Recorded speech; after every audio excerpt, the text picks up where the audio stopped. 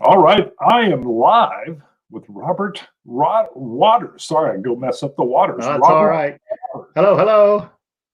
All right, so I've Charlie Kibler introduced me to Robert.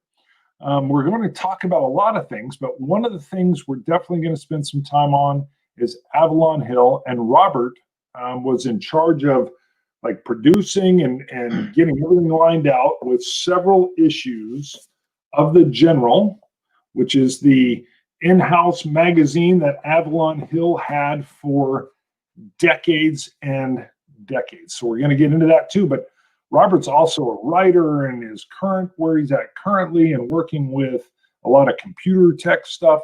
So Robert, if you don't mind, I always start off with board game wise or gaming wise, and I've read your bio, so I know some of this, but what do you like to play? And if you don't mind, what was your first game that kind of hooked you?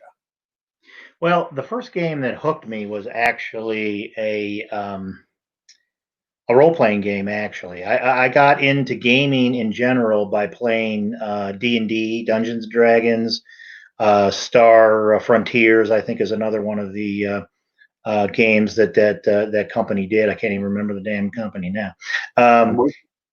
That got me into it initially, but from there I moved on to other things, more board games. I remember one of my first war board games was Napoleon at Bay by Mark Walker, I guess it was. Remember Napoleon at Bay?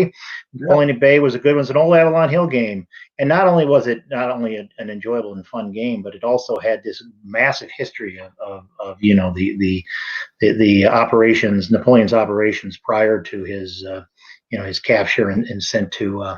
I guess was it Alba the first time he was sent to Alba first, and then he was sent to Mount St. Helena, St. Helena or something.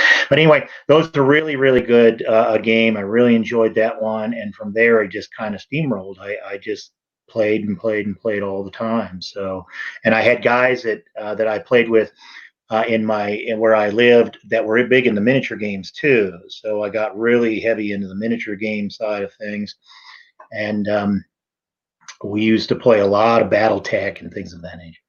Do you remember what year this is? Is this 78, 79, or were we before? Or? Oh, no, we're way beyond that. It was probably mid 80s, I'd say. Oh, okay. Yeah, mid 80s, 80, 83, 84, 85, in that area there. So Avalon Hill's up and running strong. You're playing some of their games coming in. Now, what's your very first like official or even unofficial thing you do with Avalon Hill or that gets you introduced them in kind of a professional level? What did I do to say again? I'm sorry. So I think from your bio, you ended up communicating with Don Greenwood. How did that happen? Oh, okay. So this was a decision that just changed my life in 1992. It was the spring. It was the fall of 1992. Okay, and I got into the gaming industry because one Sunday afternoon I was bored. Okay, a friend and I were in my apartment watching football, and I was going to the University of Memphis at the time, studying, trying to get a master's degree in English with a concentration in technical writing and document design. And I said, well, I'm bored. I'm going to go to the local game shop, and I'm going to see what kind of games they have. So lo and behold, they had a copy of a game, and I have it here with me, the original game that I bought from them, Roadkill. New Roadkill. Old Roadkill. Cross-country demolition road race card game that had come out in the early 90s. And it was cheap enough, for college kids. So I said, sure, I'll grab it. And so I picked it up. I took it home and I started reading it. Now, what they had in the box was two sets of rules. They had the full rule set, and then they had this so-called beginner's track rule set, which was like 2 pages, front and back. And it's sort of like a quick start guide of something of that nature, kind of going in. And they also, because basically how you played this game is that you put down cards, and the cards would build your track as you go. But in this particular one, they had a board that had the track already made out for you. So you didn't have to bother with building the track. You could just concentrate on moving your cars from car to car to car, just like in a regular rule. So I sat down and started reading these rules, and I said, I couldn't understand anything in these days. I mean, it was very dense. It was supposed to be a quick start, and man, it was like reading a full rule book. It says, I can't do this. I could do a better job than this, you know.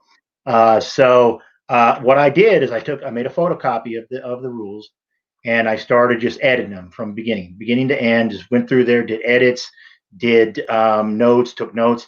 I wrote it all up at the end. I put it in an envelope and I sent it to Avalon Hill and say, hey, I'm studying a graduate. I'm going as a graduate master's degree in English. I can write these rule books for you. If you're interested, let me know. Months go by, and I never hear anything, and I figured, it's not going to happen. It's not going to happen at all. But then a few months later, I get a letter from Don Greenwood, and he's basically done the same thing I did. He went in, he went point for point. He wrote, I agree with you here, I disagree with you here. And he went through the whole thing. And at the end, he invited me to be a playtester. And with the caveat, that I would also maybe do the same thing on the rules that he sends me as I did on this roadkill, a beginner's track. So I said, sure, I'll do it. And so we did. Yeah. So the letter he sends back to you, he's actually kind of gone point for point on what you laid out, even as like an improvement.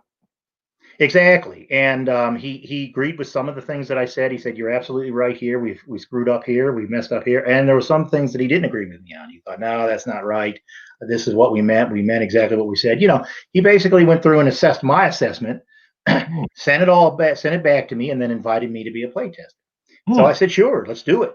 And so for about a year, I was doing that for him. I did that game. I did Gorilla. I did Status Pro Basketball, and I think I did Breakout Normandy too. I think that was the one that I did. And in the correspondence that we had, I also they also sent me a flyer or like an application for Avalon Con. So I said, well, what the heck? I'll go up there. The idea was I was going to go up there and ask for a job.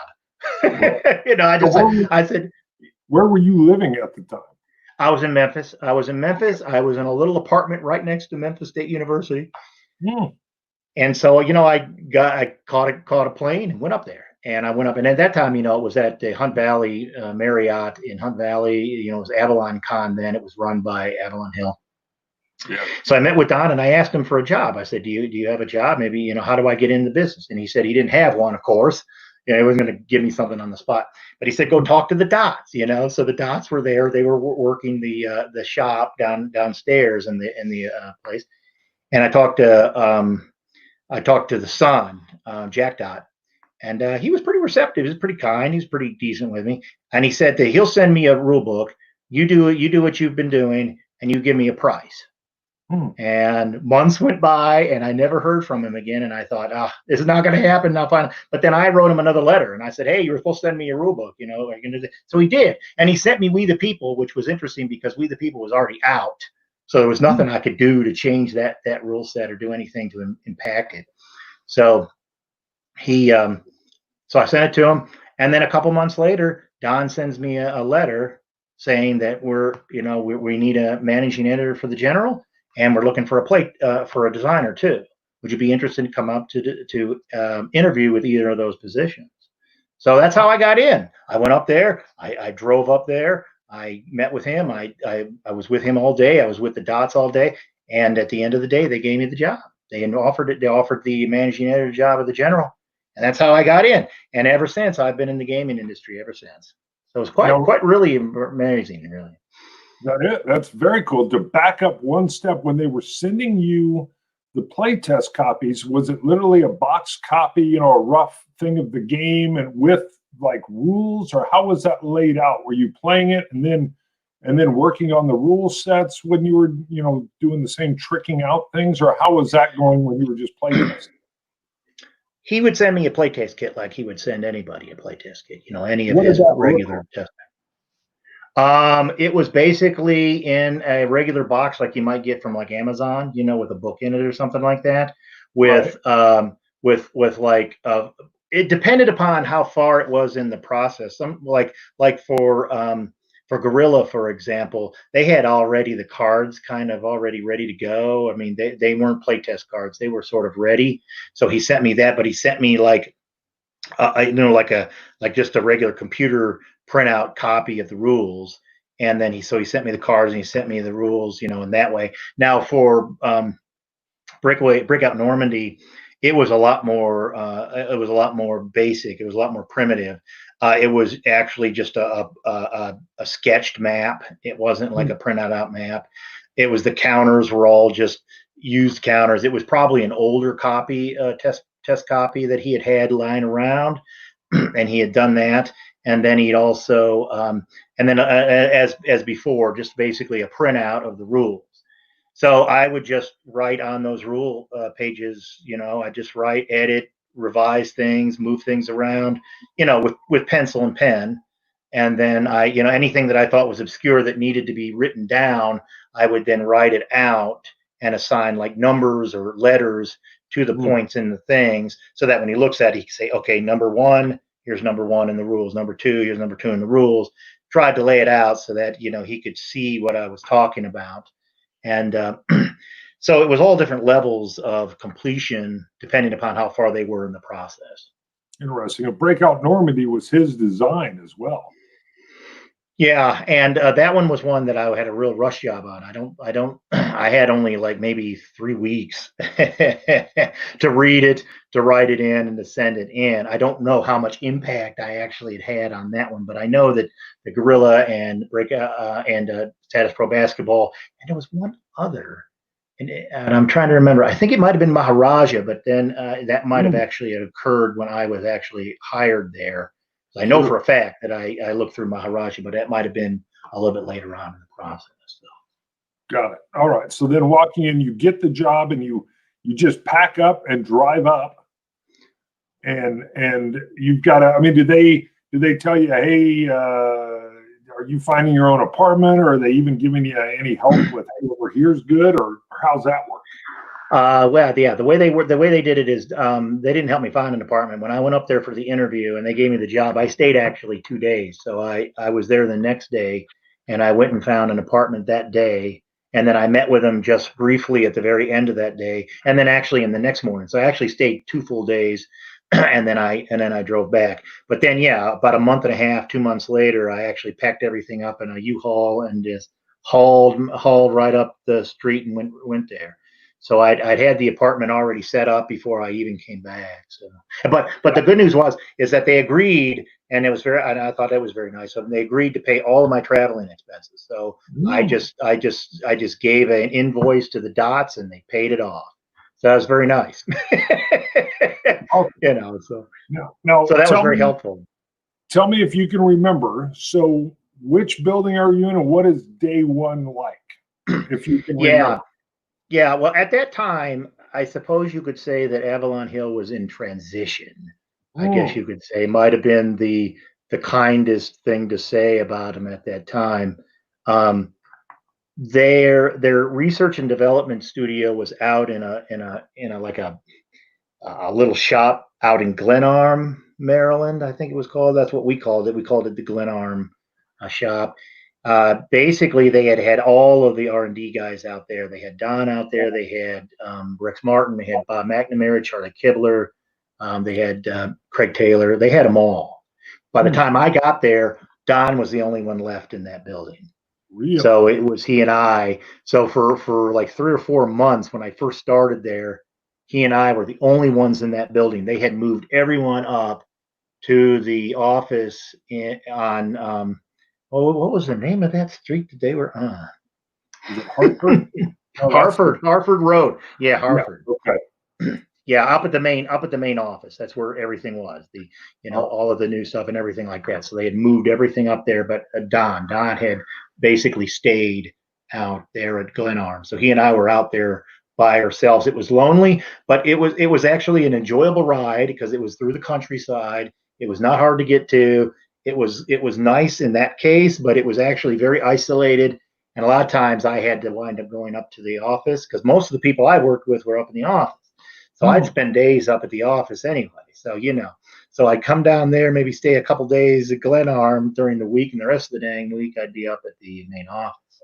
And how big was the Glenarm office? Was it a big area built for 8-10 folks to be working, or is it smaller? No, it was, well, as I recall, it was pretty small. Plus, when you had all of the games, they had copies of just about all the games out there. They had copies of all the general. They had all the machinery and the stuff that they had out there. Don had his own little office, and then they had a little kitchen. They had a bathroom or two, and then they had maybe like one sort of reception area, and then one like really large room. I would have imagined that before it had been their R&D studio, it was probably some other official business that had actually been in that place before Avalon Hill had moved in there and had taken it over. So I'm not really sure what it was prior to that, but it's pretty run down too. By the time I got there, it was pretty it was in pretty bad shape. Except one of the things I remember that most fondly about Don and I being out there is that we'd oftentimes spend the afternoon just swatting flies all day. We'd roll up newspapers and just beat shit out of. We just knock flies around, and we just spend an hour just killing flies because we had this terrible infestation of flies at one time, so we had to. So we spent the afternoon doing that. So that was actually kind of funny. It was kind of so. Yeah. Because this is 92, and I know Avalon Hill ends as its own company in 98. Well, it was 90. It was 90. Actually, I started there in 94. 94. I'd started communicating with Don in 92, and I had been a tester for him for a couple years prior to my arrival there. So this was 94, summer of 94, actually. Okay. All right, good. So then how do things kind of progress, further as you're going? You're there for a total, are you there for 2 years? I was there for about a year and a half. I started in May of 94, and I, in effect, packed my bag in December of 95. So I was there for about a year and a half. I had actually been there for 2 Avalon cons, and I did 5-6 issues of the General, basically, while I was there.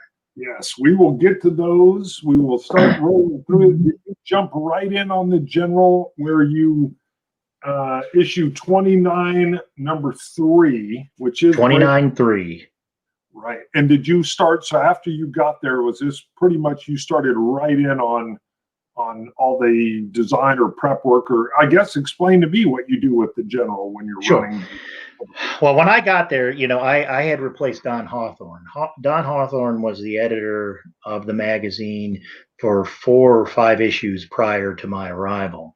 But he had left either the end of the previous year or very early at that beginning of the year. And I can't remember how long he did, and they had not found anybody else to replace him as of yet.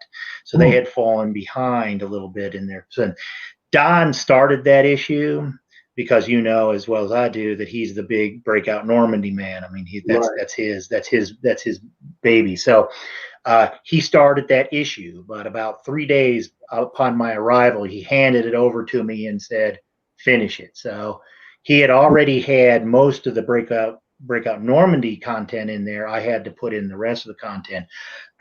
When I got there, at roughly around the same time, the Dots gave me a call down there in Glenarm and said, "We need you to basically spec out your next 4 issues." So I had to spend a day trying to figure out what my issues were going to be. That one was already in the can per se, because they had already decided, the theme of that one was, of course, was going to be breakout Normandy, and so the rest of it I had to put in there, and so that was the start. So Don sort of started it. I finished that one.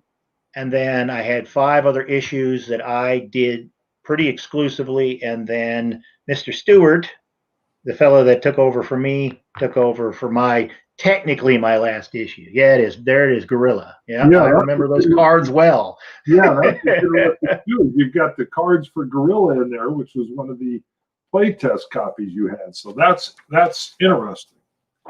So, and then by the way, I know from when I had my subscription, they used to come in like in a bag, and then it ended up having kind of the black and white cover that you could strip off, although it had some cool stuff even inside there. So, yeah. Yeah, I don't know when they started that. I think they started that prior to my arrival. But yeah, that's a good one. That was a fun issue to do. One of the things that we wanted to do right away when I got there was to start trying to focus more on Joe Balkowski's Great Campaigns of the American Civil War. It was a series of games that we had that had really had very little content and coverage in the magazine. And so my first full official issue was that one, and that was the one that we started with Balkowski's series. And he's a great guy, by the way. I worked with him not only there, but I also worked with him at Talonsoft as well. He worked there for a little while. Yeah, and then what's nice is, so right here, managing editor, hello, Robert Waters, right there. Yeah. And then you've got ASL editor was Gary Fortenberry. Gary Fortenberry was he was an outside guy. He was sort of a contractor, but he was big in the ASL community, and maybe he still is. And so he was responsible for providing the one or two ASL scenarios that were in each issue, roughly that middle piece in the issue. He was responsible for providing those. Yeah, always put in the middle so that it was easy to pop your staples and get it out. Exactly. Pop it right out without very little or no damage to the magazine whatsoever. Yes. Now we list right underneath then comes graphics is we've got, of course, Charles Kibler, Chun Kim, and George Wilson. Now, I don't remember who in the world George Wilson was. I suspect he might have been somebody on the other end of the layout. He might have been the guy that actually gets the magazine once it goes to the print shop. Got it. So I apologize if I should remember him. But June Kim. Now June was interesting because June was actually brought in there not exclusively for the general magazine, but if you recall, back in those days, the Dots, Eric and Jack Dot started another magazine called Girls Life. Do you remember that? Do you guys remember that era of Monarch services? I don't. I bet you Trevor just had a subscription to that, though. I'm just guessing. He's one of my routine commenters. And real quick, Trevor, we'll get to what Robert's doing now. We'll walk into that too. He's asking, so I'll come to your guys' questions in a bit. No, but I know Monarch was doing a lot of other printing, so they were doing Girls Life as well. Well, right. They did a lot of printing. It wasn't just wasn't just the games. I mean, Monarch Services was actually doing a lot of printing that went far beyond Avalon Hill Games, the magazine. But they had this project called Girls Life. Okay, and June was actually brought in there to be the document designer, the layout specialist for that magazine. But he was so good. He was really very good that when he had time and when it was necessary, they bring him on to help me with the general. And I think that the issues that I put out really benefited from some of his eye. He had a really good sense of where to put color, where to put document items and things of that nature. So he might come in and say, hey, this is going to, this will fit here, instant death, and throw all these great campaign games right in on the front. And that might be.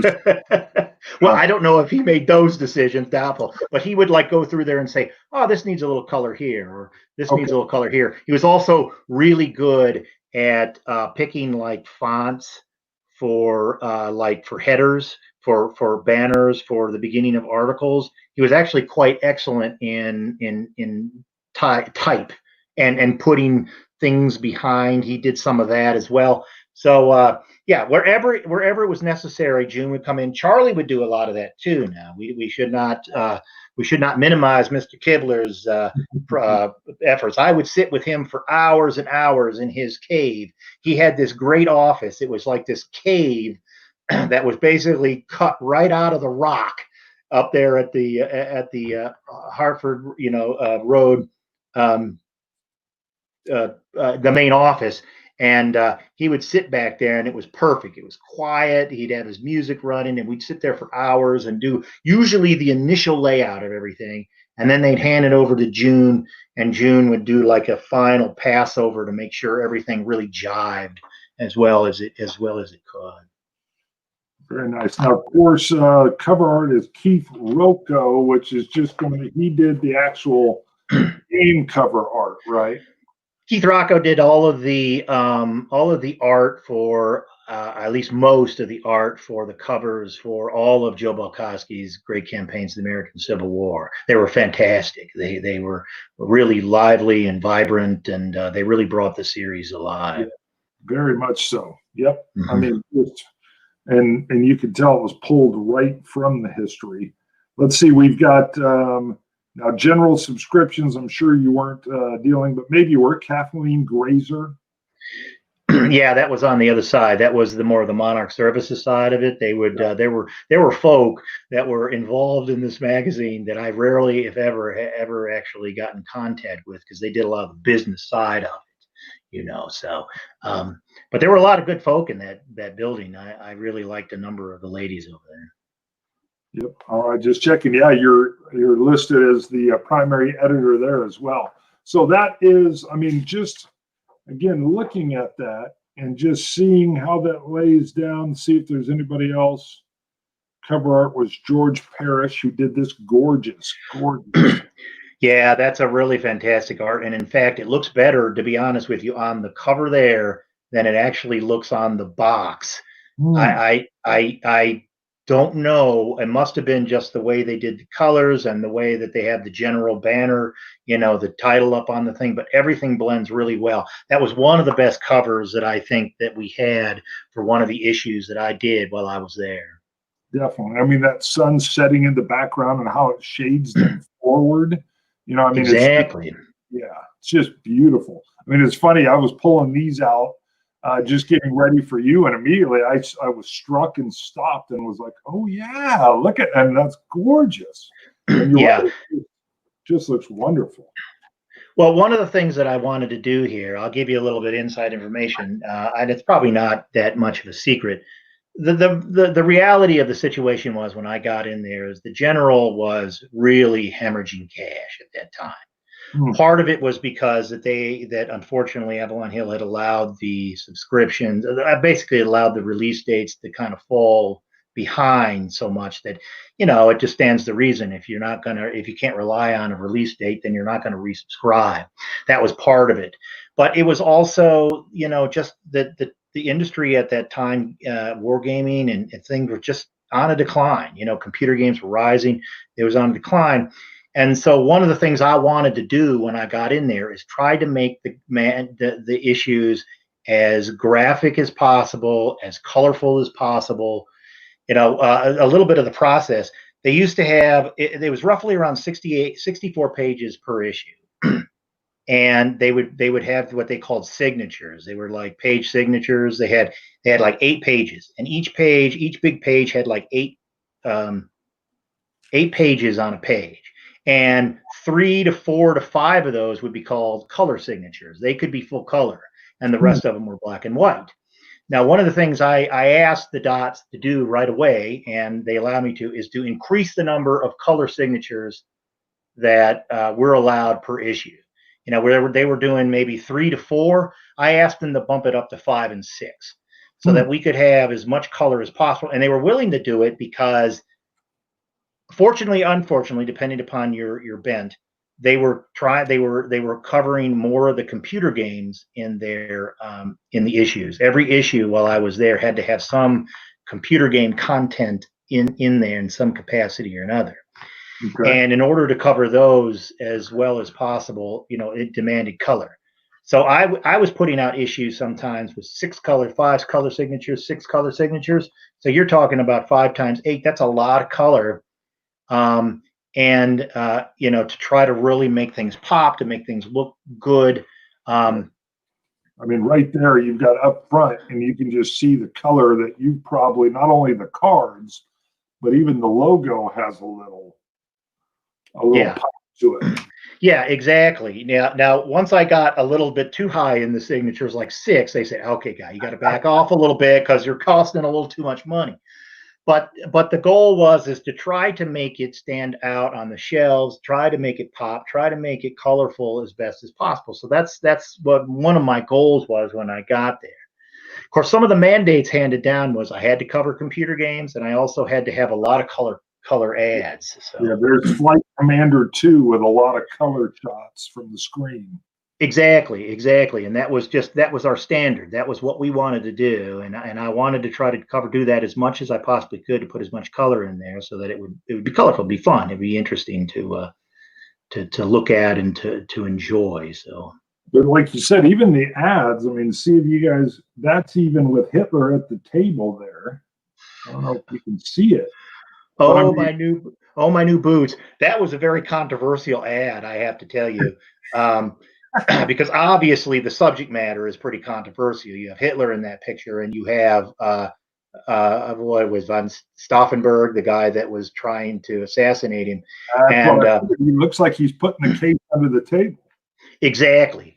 And that was an ad handed down, from on high that said that we had to add or put it in there, and it clearly caused some controversy about putting that ad in there. Some people didn't have a problem with it. Some people were very outraged and very insulted by it. And I understand, it's a subject matter that's very, very, very difficult to deal with. But yeah, it was it was an interesting time to be alive to work at Avalon Hill during the year and a half that I worked there. Now I've got to ask. So I mean, the controversy just was that just I mean, what part caused the controversy with that? Just the graphicness of or what was it? Well, I think it was the subject matter. Period. I think some people who were subscribers to the magazine just didn't want to have something like that seen in there. Didn't want to have a picture of Hitler. Didn't want to have a picture of that. Didn't want to have that. They just felt that it was inappropriate. Some did. I'm not saying that everybody did. I'm sure a lot of people just didn't have a problem with it all. But I know for a fact that there were some people who, because we would get letters. We get a lot of letters. We get a lot of feedback, and some people were very. Some were just downright offended. And I don't know what their political or religious bents were, but some of them did not like the fact of us promoting in any capacity any artwork that had Adolf Hitler on it. Wow. And totally understandable. And if I'd had any authority at all to not do it, I might have reconsidered actually putting it in there. But unfortunately, that happens sometimes. You gotta, sometimes the boss man tells you to do something, and you got to do it. Interesting. Because I know Beats does work. I think I may have even bought one of his prints of like a B-17 or something. He does a lot of military or predominantly military artwork. And this is called the Wolf's Lair, where you could actually buy the print for $250. So yeah, but you never know. You never know what when you send something out there into the public, you never quite know who is going to be okay with it, who's not going to be okay with it. It's just sometimes a crapshoot, Right. Well, then right next door to it, you have like a wrestling deal where that looks like now we're mocking Hitler very good, which is. Yeah, I can't remember who did those pieces. I don't remember who did those arts. It might have been a guy that was on staff. I knew we had a fella that was doing some of the artwork, and he did some doodles, and he might have done that for me. I can't remember though. Well, that's interesting. But you're talking your colors, and I hadn't even seen that. I'm just flipping it, saying, "Wow, the color work that was done in order to even accurately show that print is just. You're right. That's a whole nother level." Yeah, and that's one of the things that I was hoping to accomplish and achieve while I was there, to try to bring the color and the something like that. I mean, just putting the color behind some of the text can break up. One of the things you want to do when you're doing document design is you want to try to break up the monotony of the text. Right. So you want to try to spread it around. You want to put little blocks. You want to do little pullouts and do them. And so you just want to try to keep it colorful, interesting to look at. Yeah. Oh, I mean, now that's very interesting, and you're right. So you're coming in and kind of pulling the general back up and bringing its quality and making sure its release schedules are hit on time. Yeah, right. Across 5 Aprils with a lot of little color. Excellent. Mm-hmm. Yeah, I always made it a point to try to put, no matter what article I had in there, unless it was like maybe one column, always have some graphic to associate itself with them. Now that one came out extremely well too. I was very happy with that issue. That's the Maharaja issue. We went through all the different groups. We had an article for every one of the colored groups. Because the different civilizations that rose and fell in India had their own color. You had the purples and the orange, the reds and the greens, I think. And we had a pretty in-depth article about how to utilize or use those civilizations during play. And we covered them, each one of them. So I was very happy about how that issue came out. It was probably the most complete and comprehensive issue that we had done. What's got you now? Is this your language here? It was interesting. You have oops, and it sounds like it's from your perspective, where you're basically giving voice to someone that wrote in. But I mean, this is awesome. This is one thing I liked about the general, was you were able to converse back and forth. It says just editor. So someone told me once there were errors, that 3 errors per page in the general was an acceptable percentage based on the number of pages. Yeah. You had 64. You had around 64 pages per issue, and you probably had close to 80 to 90 words, 1,000 words per issue, if not more, depending upon your content. And so the percentage, even if you had 3 per page, it was an extremely low percentage. Yeah. Now, we always strove not to have any, but it was almost absolutely impossible not to have something slip. Yeah. It was just the nature of the beast. And there was a lot going back and forth, and you just miss something, so it was frustrating. I know that all of the editors that worked on the magazine had issues sometimes with that. So, right. No, I loved it though, because right in here you say it's not acceptable for you to have any errors, but I try not to lose too much sleep over it. Is regardless of what we as professionals believe, mistakes do happen. Yeah, I just love I love the back and forth, because someone was calling out, there was an error here or an error there, which is the feedback. So, but no, I mean, again, your map colors and all the beautiful work that goes through. I don't know if that's a playthrough. Yeah, turn 11. It was a playthrough. Yeah, those are really hard to do. I mean, because you not only got to play the game, but you've also got to document the game as you play. You've got to document it graphically as well. That's a tough thing to do, but if it's accomplished and if it's done well, it's a really, really satisfying experience. Now, I know you basically did a lot of the work on this issue, but you were no longer there when it was put out. Is that correct?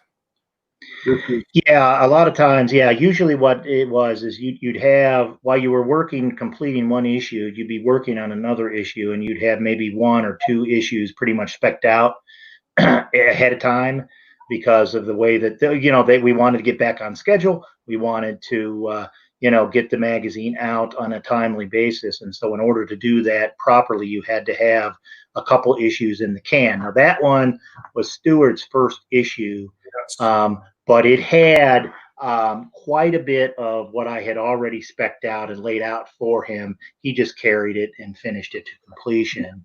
You're So listed as the managing editor, and he is the assistant editor. exactly. So it was kind of like a handoff at that point. So right, and then from there on, Stewart took it over in full, as I understand. And what's interesting is you have the continued playthrough of Maharaja in there. Yeah. We ran out of room in the last issue. I mean, we had so much great content for that issue that it just bowled over into the next issue, which is a good problem to have. It's always a good problem to have because you're always looking to try to find 64 pages is a lot to fill, and so it's always fun to turn. There I am. Yes. Look at this. Yeah, boy, I was a little chunkier back in those days. And Robert Wright at the angle, cornerstone of the promise. Yeah, I went there several times while I was working at Avalon Hill. I love that battlefield. It's a great battlefield to go to. Love going up into the Devil's Den and the little round top, big round top. I always enjoy going there. So it was a hot day, and we had a great time there. Me and that fellow. In fact, he's the one that probably drew those sketches. I can't remember. I should get flogged. I can't remember the man's name, but he was a great guy. Yeah, I think did it say Joe? Hold on. Joe, yeah. Yeah, Joe on the left, Robert on the right. Yeah, Joe, good guy. Now, so would you say your favorite issue then was the Maharaja? Yeah, Maharaja. Yeah, I would say that, probably overall, from beginning to end, it's probably the most solid issue that I did while I was there. It's just an extremely very well done, comprehensive issue of that particular game. So very happy. You mentioned the playthroughs were very hard to whoever did it to set up and get in. What would be the hardest thing from your point of view, the editor's point of view, to get to manage? Was it just space in general, or what was hard for you to work with inside the general? As far as something of that nature is pretty large because you've got to plan for a playthrough like that way in advance. I mean, you've got to plan for it months and months in advance, and you've got to work with the people who are doing it, who volunteered to do it, and then once you get the material, you've got to go through it very carefully to try to make sure that everything is accurate. And if it isn't, then you've got to go back to them and talk to them about it if you can contact them.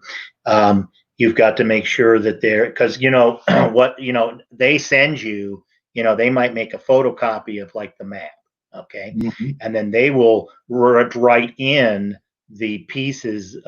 This piece moves here, this piece moves here. They'll show it all to you, and then you've got to recreate it. We've got to recreate it graphically. That's where a guy like Charlie, you see, would come in. He'd take those maps, he'd look at them, and then he'd do this one and the next one and the next one, and we've got to double check them and check them over again, make sure that he's moved into the proper place, that the text that is associated with the graphics are right. Those are really complicated to do. And that's probably the most difficult. A lot of articles, because those are technically accurate articles. This is, I move the piece from here to here. That's different than saying, I think you should play this civilization this way. That's an opinion, and that can be subjective, and you can give a little bend on that. You can allow an author or writer to be a little flexible on what he or she believes in. But when something like that, it's got to be spot on accurate. And that's what's the most challenging thing about those are. That's probably the most difficult to do. 100%. We'll take let me look through a couple questions. I know, Trevor, we will get into what Robert is currently doing. We'll kind of pick up how he leaves Avalon Hill and goes on to do some things. Let me check and see. We've got a lot of folks just introducing themselves as they came on. Enrique says good morning to everybody. Uva Beck is in. Of course, Trevor's here. Trevor points out he was born in the 80s. He did not have a subscription to Teen Girls Magazine. That was before his time. Grumbling Grognard, Avalon Hill, do a friend a favor.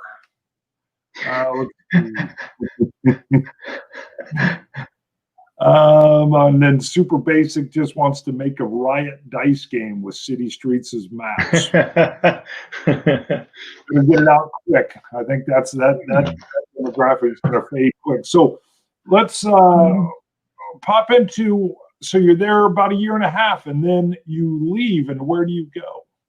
All right, yeah. So I leave there and I go to work at Stanley Associates. Now, Stanley Associates had already had contacts with Avalon Hill. In fact, they had hired me from Avalon Hill. Once I decided I wanted to leave, I contacted them and they picked me up.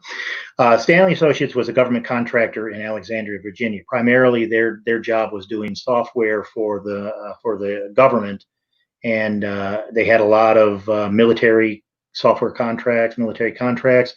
For about a year, I worked in their military Sealift Command division.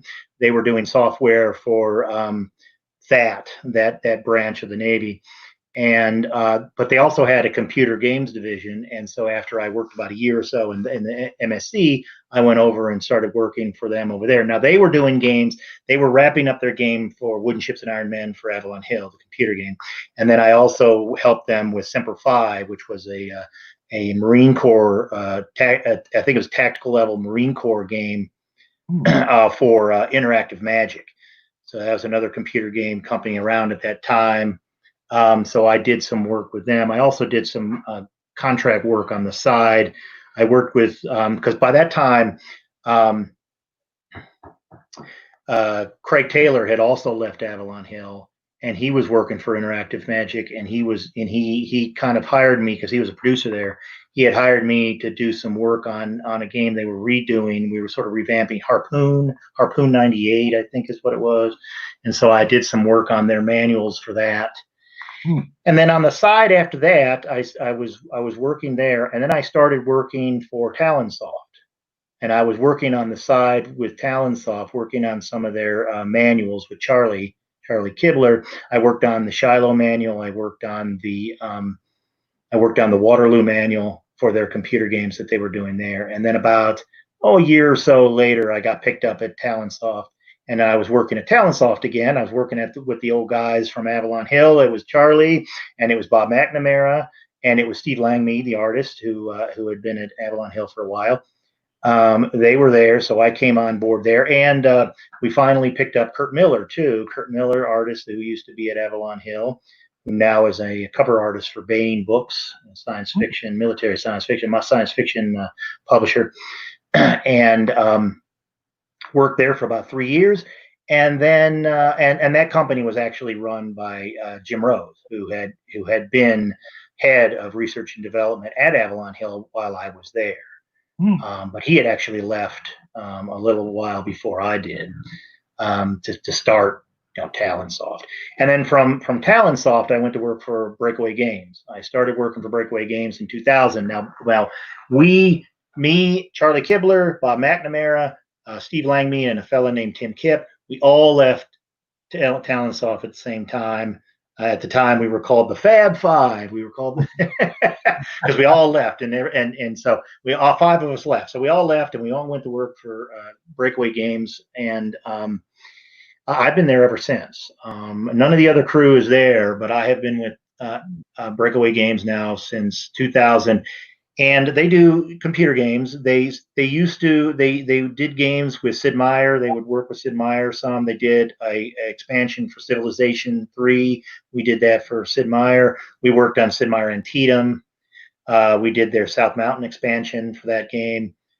We also did some games for EA. And some other computer games, Lord of the Rings, one of the Lord of the Rings computer games for them. Now we almost are exclusively in what they call serious games, computer games. Yeah, for government and medical. And I had a little note here to ask. I know you have so-called serious. It's like commercial and so-called serious games. So, what is that more like a a teaching thing for like doctors to work through mass casualty trauma, or what kind of things are serious games? Well, any and all of the above. I mean, anything that the medical field thinks that it can computerize in a game or a simulation that they feel would be useful for people to to be able to play, to train. One of the games that I've been working on was called Vital Signs, where you start the game and you have people come into the emergency room. So a guy comes into the emergency room, you'll click on his little image and you get his whole vitals. You can check his vitals, you can subscribe medications, you can diagnose his problems, and there's a right and there's a wrong. There's a right way to do it, there's a right diagnosis, there's a wrong diagnosis.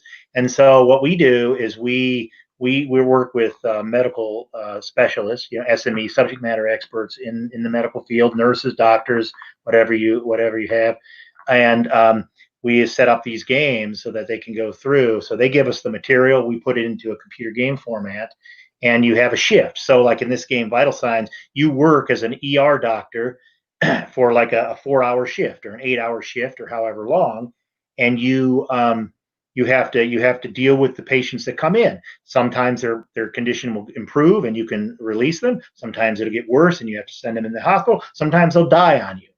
And these are the realities that people that medical personnel deal with every day, right? Mm-hmm. So the idea is to create games that are engaging, computer games that are engaging, that they can play in order to on the side train to become better doctors, nurses, and what have you. So we do everything. We do the gambit from emergency room, nurses shifts on a hospital ward.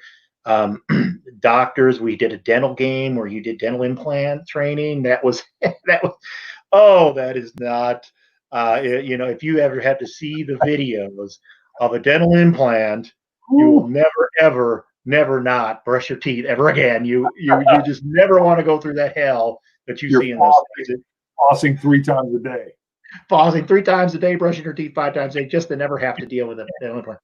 But we would do games like that all the time, and we still do. That's what Breakaway Games does, and that's what I've done. I've been there, and I work with Ben Knight there. Ben Knight used to work at Avalon Hill. Many of you out there will probably know Ben Knight.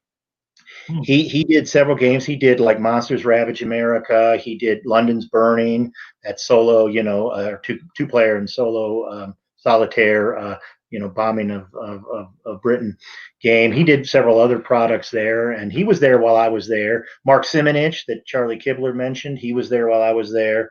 I was sort of in the transition where they weren't there when I started. They came on, and they were there when I left. So I still work with Ben. I've worked with Ben most of my time at Avalon Breakaway Games. He's actually the design supervisor there. He's the head honcho of the design staff over there. So he's been around for a long time. So if he wants to come on, maybe I can drop him a note. So we'll see. Now that I did note here, and I wanted to bring it up, under your credits here for Breakaway Games is writer, editor, designer, producer, and my favorite is voiceover actor and commercial, so-called series. The voiceover actor. Tell me some about this here. Well, oftentimes a computer gaming studio will hire professional voice actors to do the work. But sometimes you don't have the budget for that, And so I actually started, and Talonsoft was notorious for sometimes not having the budget to do something of that nature. So we would oftentimes have to do, if they needed voice work there on some of the games that we produced there and designed there, they had to have voiceover. They had to have, people come in and do voiceovers for like the movies at the beginning of the game or during the game when certain things happen. So we would write the scripts. A lot of times, sometimes I would write the script. Sometimes someone else would write the script, and then we would set up time and we would go into the studio. Now, sometimes we'd go actually into a real studio and actually do it there. Sometimes we would go there. It was right there in the studio, right in our offices, as best as we possibly could, to sit there and just record it. I've done a lot of voice work at Breakaway Games as well. Mm. Some of the tutorials that we have done have voiceover where, you basically walk somebody through and they've got to have somebody write it. So I would write the scripts and then I would also do the voiceover too. So that's a lot of fun. I really enjoy doing voiceover work, and I wouldn't mind doing more of it in the future. It's a lot of fun. Um, some of the best work that I did. Now I didn't do it, but I've actually when I first started at Breakaway Games, we did Waterloo. We did Waterloo using the Antietam Sid Meier's Antietam Gettysburg engine. Mm. We did Waterloo, and we got a fellow that could speak both German, French, and of course English. And we went to a studio down in D.C., Washington D.C. nearby, and we spent the whole day there. Him recording all three of things. He recorded the voices of the Prussians. He recorded the voices of the French. He recorded the English guy. So we had a great time there, and it's a lot of fun actually to go into one of those voiceover studios and see how professionals do it. With the quiet rooms, and it's a lot of fun. It's a lot of enjoyment to do that. So. That would be cool. Now, we'll circle back before we end at Avalon Hill, but I wanted to touch on, because I want you to talk about your writing chops as well. But your first official fiction publication jumped out at me. The title alone, and the topic sounds great. The title is The Assassin's Retirement Party. Yeah. So It's tell me a little about this and some of your writing. It was in my first fiction publication. Right now, I write a lot of science fiction fantasy. I write a lot of short stories. I'm even getting into novels, and maybe I'll mention a couple of them here in a little bit. My very first fiction publication was The Assassin's Retirement Party. It was in an issue of Weird Tales. Weird Tales is a fantasy horror magazine that has its roots that go way back in the 1920s, 1930s. Some of Robert Howard's Conan stories were originally published in there. It's got a great tradition. So I volunteered to be an assistant editor on Weird Tales. I started helping them driving up into King of Prussia, Pennsylvania, every month or so for weekends there on a Saturday or a Sunday to just sit and read slush pile, story submissions.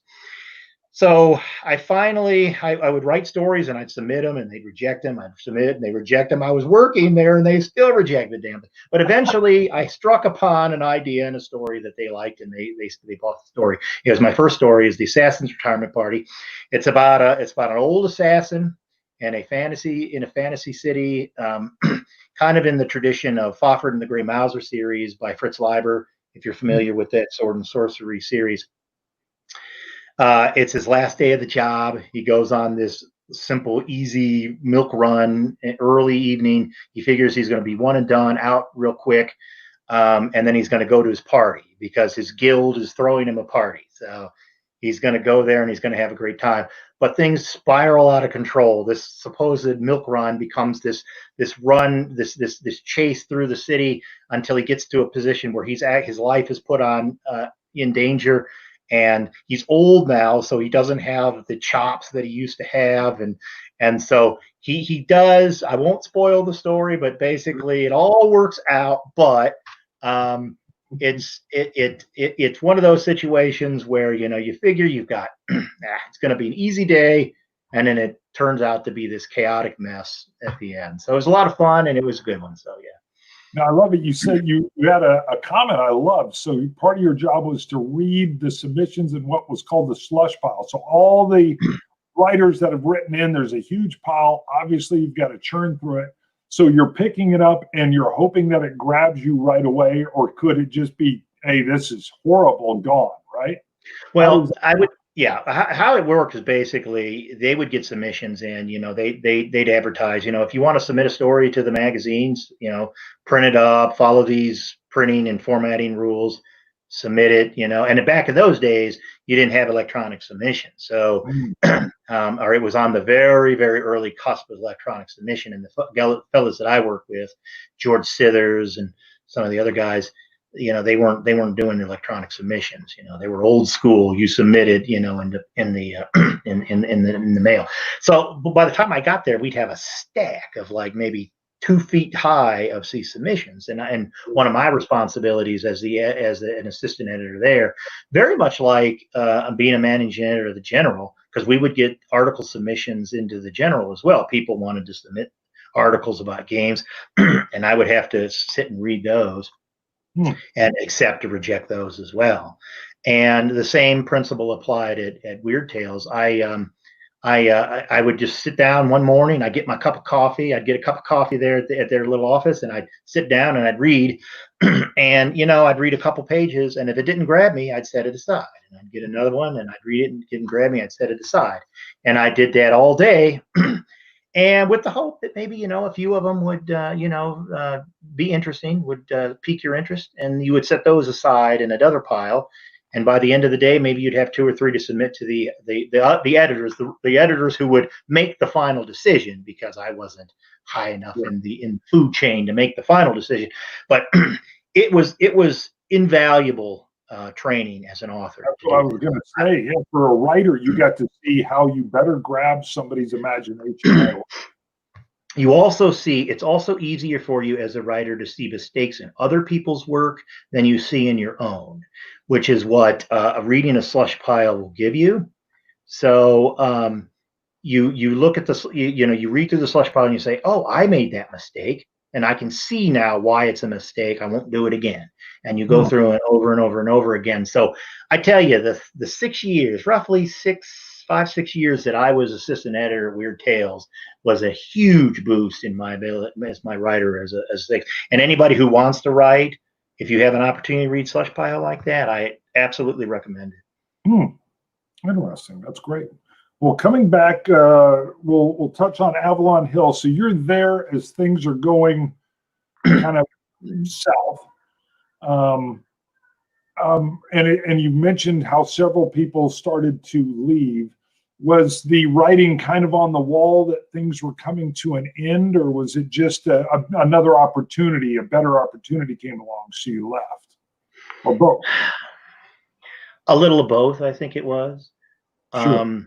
One of the things, it was obvious when you got there, and that the mood of the place for a lot of the workers that were there that had been there from the 70s and 80s, the mood had changed dramatically. I think they felt that their period or their era was sort of coming to an end, and they were moving into an era that they didn't want to necessarily be a part of, or they just didn't feel like that way. So when I got there, I mean, the mood was a little down.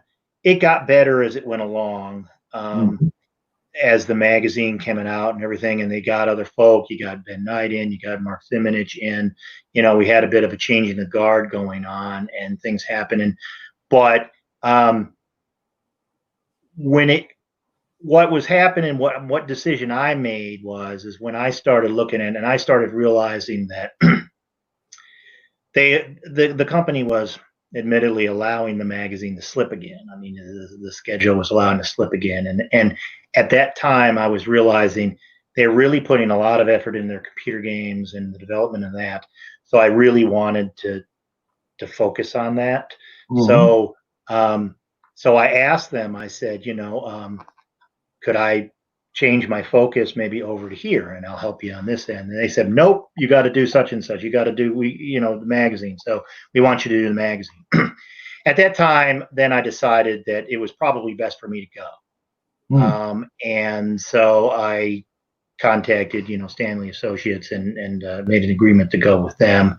I put in my notice, and, I was gone, in December, a little bit later on in December.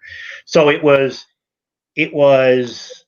seeing that it was changing for me. I wanted to, for me personally, I wanted to do a little something else by that time, and so I was willing and ready to go. And they did not have an opportunity for me there to do it. So I said, okay, that's fine. It's good. It's all good. We'll just leave now, And so I did. And so it happened, and it's fine. I mean, it happens, life comes along, and you get dragged in another direction, and I have absolutely no regrets. I have to say that my time at Avalon Hill, regardless of what the mood and the tone was of some of the folk that were there, regardless of everything, I'm still in the business, Yeah. You could see the computer era coming. I mean, obviously, and kind of knew the path that you saw unfolding, basically.